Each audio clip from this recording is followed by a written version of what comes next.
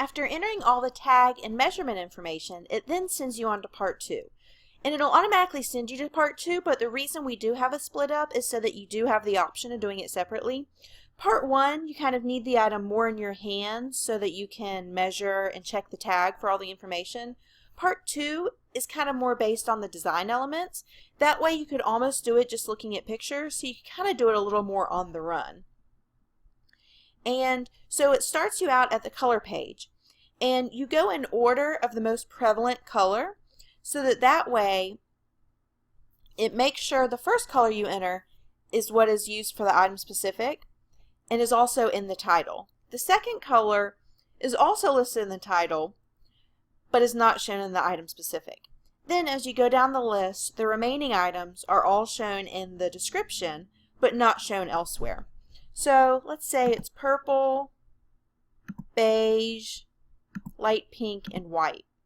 So for the item specific, it'll show purple. For the title, it'll show it's purple and beige, and then for the description, it'll show it's purple, beige, light pink, and white. You then move on to the print. So these are an example of the different kinds of print. If it's none of these, or if you want something more specific than, say, geometric, you then go to Other Print, click Geometric so that it'll show as geometric in the drop-down item specifics, and then you write in what the specific print is. But for this example, we're just going to go with floral. So it then moves you on to the fabric page.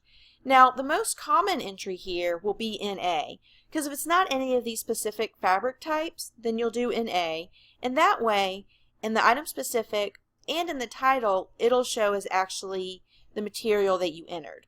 But say it's 100% cotton, but the fabric is corduroy. You want the buyer to know exactly what it's going to feel like and not think that it's just a regular 100% cotton.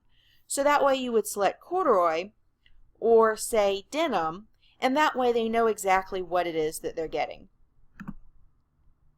Then it moves on to the neckline page. So from here you select what kind of neckline the item has. If it's halter, it then moves you on to ask what the closure is so that they know more detail about how the item really fits. So we'll say it's a V-neck. So since we entered in part 1 NA for the sleeve type, or for the sleeve length, it'll then give you these 3 options. If it's sleeveless, spaghetti strap, or if it's thin strap. So you choose out of these, and say you choose spaghetti strap. It'll then ask, is it an adjustable spaghetti strap, a removable spaghetti strap, or just a regular spaghetti strap? And then you choose these to kind of give a better idea to the buyer of what they're receiving. Now, if we were to have entered a sleeve length, depending on what length it is that you enter, it'll determine if it's short sleeve, 3/4 sleeve, or long sleeve. So, for an example, let's say we entered 8 inches. So then it'll ask, okay, was it a cap sleeve, a short sleeve, or a half sleeve? From there, it then asks what kind of cuff it has. Does it have a button cuff, a folded cuff, etc.? If it doesn't have any of those, you click NA, and it'll just list it as a half sleeve or a short sleeve. If you do have a specific, say it's a kimono sleeve or a folded cuff, then it'll enter this information as well. So then moving on to style, you choose what style dress it is. Now most of these will automatically move on to the next page once you select the style, except for wrap dress and asymmetrical dress.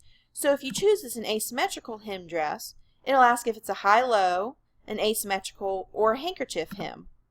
If it's a wrap dress, it'll ask if it's a real wrap or a faux wrap. It'll then move you on to the occasion.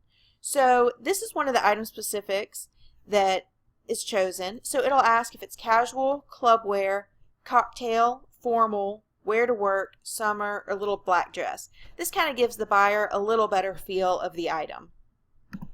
You then move on to details.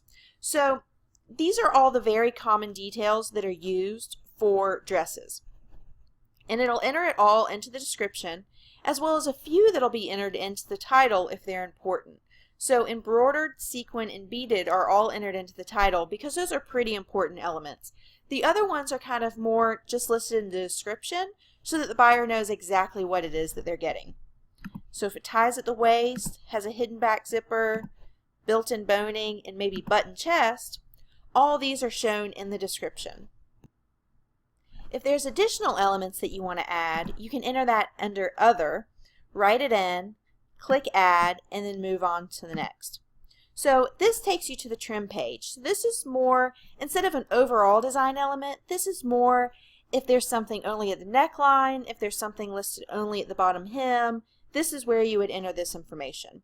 So maybe it has a pleated waist, maybe a tulle neckline, and if it's not any specific place, but it's kind of overall on the trim, so maybe it's on the neckline, it's on the bottom hem, and maybe the sleeves, instead of choosing a specific place that it would go, you just choose the item, and then it'll automatically put trim at the end to kind of know that it's overall, but not actually throughout the entire item. So instead of saying that it's a ribbed item, they'll know that it has ribbed trim. You then move on to the title. So this is the title that we suggest based on the information that you've entered. As you see, you still have 7 more characters that you can add information to. If you want to delete any of these, you can just delete any of this, write in what you want, and then click Save. It then takes you to the page to kind of double check all your items, everything you entered. You then click Save and start over.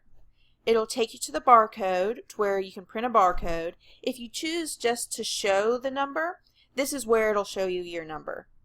Then you click Next, and it starts you over to be able to start a new listing.